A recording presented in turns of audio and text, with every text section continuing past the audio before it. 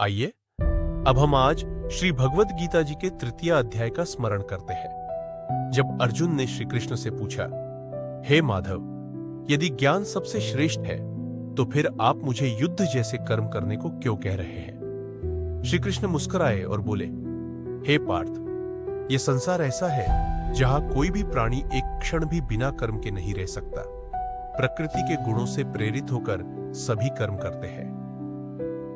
सच्चा ज्ञानी वही है जो यह जानकर कर्म करता है पर उस कर्म से आसक्त नहीं होता। फिर श्री कृष्ण ने अर्जुन को कर्म का धर्म बताया। कर्म करना ही तेरा धर्म है अर्जुन।